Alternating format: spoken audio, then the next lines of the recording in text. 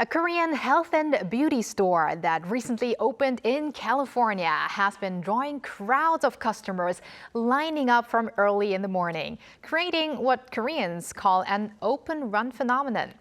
Beyond Korean cosmetics, interest in Korean lifestyle products and inner beauty items is also on the rise.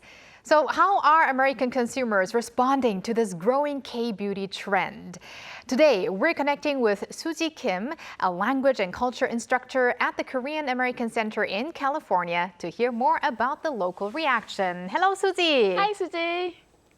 Hi, hello from California. Hello from Seoul. Now, Suzi, we heard that you recently visited the opening of one of Olive Young's first U.S. stores, which has been creating quite a buzz there. So, from your experience, are Americans generally interested in beauty products, and how are some of the respondents of the local consumers? First of all, I'd like to show you the Olive shopping bag. Oh, looks Wow. pretty similar to the one Yeah, we I see here was in there. Korea. Olive Young in US, the first store. Wow. Wonderful. Yay. I think the K-beauty's popularity in the US has developed in several waves, much like the Korean wave itself. The first wave was driven largely by Korean Americans or people already connected to Korean culture. Products like BB cream and sheet mask gained attention, but they were mostly available through Korean markets or specialty stores. The second wave came as K-beauty products became more accessible through mainstream stores like Target, Sephora, Costco, as well as online platforms such as Amazon. Social media, especially TikTok and Instagram, played a huge role in introducing K-beauty to much wider audience over the past few years. I think we are entering into the third wave of K-beauty culture in the US. That's why Olivier's opening is such a significant milestone. It's not just another beauty store. It's Korea's leading health and beauty realtor entering the mainstream US market. In my perspective, that's very bold and meaningful step that shows how far K-beauty has come. Suzi, I would love to do what's in your bag kind of video and see what exactly you bought in that big shopping bag. I know. A lot of You people want do to that. see? So, Maybe a few yeah, items. later. I'll tell you later. Okay. That sounds great. So we did hear that there were long lines from the very first day of the store's opening. So from what you've observed, who were the customers? Were they mostly Korean Americans, or were there many local Americans as well shopping? Yeah, even before the opening, Olivia created a huge buzz on the social media. I saw a news report that people were lining up from 1 a.m. on opening day, and the mayor of Pasadena even attended the opening ceremony. I visited 2 weeks later. Despite arriving around 9:30 in the morning, there was still a line outside. What surprised me most was the diversity of the customers. Of course, there were some Korean Americans or Koreans, but I also saw many non-Korean shoppers, especially younger customers in their teens and 20s. Many already seemed familiar with K-beauty trend and knew exactly what product they were looking for. Some told me they had discovered Olive Young through social media, and some other had heard about it from friends who had visited Korea. I remember one customer was like, give me a good, I like you're humble because I was very humble. And she showed me the photo from trip to Korea last year. And she said she had a wonderful time there and had fallen in love with Korean beauty product she bought during her visit. She came to Olivia on that day, especially to purchase those products again in the US. What really stood out was that Olivia is more like mainstream beauty destination now. Wow, I guess social media and word of mouth is really important these days. And I guess, Suzi, you made a great choice by going 2 weeks after the opening. I mean, the United States already has a wide variety of beauty retailers. So what do you think makes Korean health and beauty stores stand out? And are there any particular products or brands that are especially popular among local consumers? I think Korean beauty stores offer a very unique combination of innovation, affordability, price, and trend awareness. Products like toner pads, sheet mask, cushion, foundation, and lip tints are especially popular among younger customers. Many shoppers also enjoy discovering Korean snacks and wellness products. And also among local customers, sunscreen is one of the most popular items to buy as well. What makes a store like Olivia special is that they curate the latest trend in one place, making it easy and fun for customers to explore new product and lifestyle coming from Korea.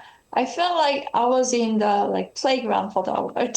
And actually, I tried to get skin scan service for free, and it gave me a full test result about my skin type and recommend what product to help. And that's in my bag. So I got Olivia back here, and then skin test told me my skin barrier is weak. So the recommendation is to strengthen my skin barrier. So I got this one, and I got some nice facial mask to share with my friends, and more facial mask for myself, etc. Yeah, what did I get too? Yeah, I got this one. Also, skin barrier cream. So yeah, I trust their test result. Wow. Wow, it almost feels like the promotion and the service there is even greater than in Korea. I know. I do remember getting one of those skin, testing at one of the stores as well. And your shopping bag looks very similar to what I would put in my bag with the facial mask and the cream and everything. I would have a few more snacks in there, though. Oh, snacks. Yes, that's definitely a go-to as well. So we want to talk about someone who teaches Korean languages and culture in the U.S. Have you noticed growing interest in K-beauty among your students as well? And are there any memorable experiences or stories that you'd like to share with us? Yeah, definitely 100%. As a Korean language teacher, I've noticed that many students become more interested in Korea through beauty product. I had students bring their favorite Korean skincare item to class and ask how to read the label or pronounce the brand names in Korean.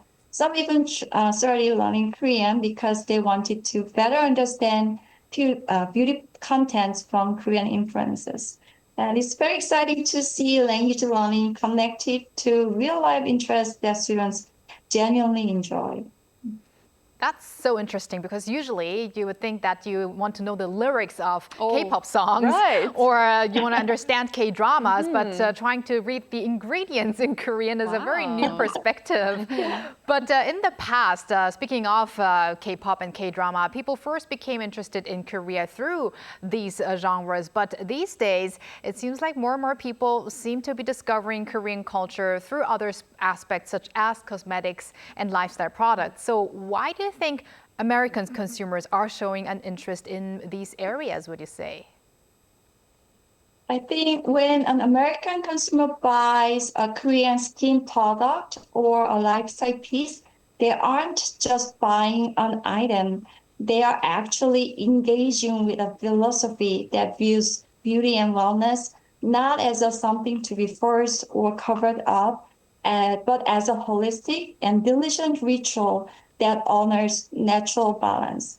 Whether it is expressed through a drama, a song, beautifully crafted ceramic piece, or daily skincare routine, everything traces back to this central Korean core value. And consumers today are looking for authenticity and meaning.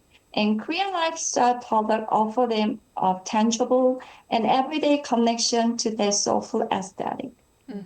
We can definitely feel that K-beauty is receiving tons of love in the US. So do you think the expansion of these Korean health and beauty stores into the US will represent something bigger than just a shopping destination? Maybe it could, become a new getaway for Americans to experience Korean culture as well? Absolutely. I think these stores are becoming cultural experience spaces rather than just simply stores. Customers can explore Korean beauty, snack, wellness product, and lifestyle trends all in one place. For many Americans, visiting a store like Olivia may be their first direct interaction with contemporary Korean culture. In that sense, K-Beauty store can be served as an accessible and enjoyable gateway that encourages people to learn more about Korea beyond entertainment. Right. And finally, before we let you go, Suzi, as someone who promotes Korean language and culture, I imagine you hope that people who love K-beauty will also become interested in learning Korean. So is there maybe a message you'd like to share with American consumers? Yeah, I would like to encourage people to stay curious. What's next? What's next after K beauty? Do you know that K stationer is kind of trendy coming up? K beauty may be what first catches your attention, but behind those products is a rich culture, language, and a way of life. Every product tells a story about Korean innovation, creativity, and care. If you enjoy K-beauty, I hope you will also explore Korean language and food and culture. You may discover an even deeper connection with Korea and its people. All right. Wow, K stationery. That was very unexpected, Suzi. That might be another topic for Yeah, another day. it's coming. It's coming. Okay. Thank you, Suzi, so much for connecting with us today. And yeah, keep in touch. Thank you. Yeah, thank you so much for having me today. And thank you, Bella, as always. We're going to have you here pretty soon. Yes, I'll see you soon.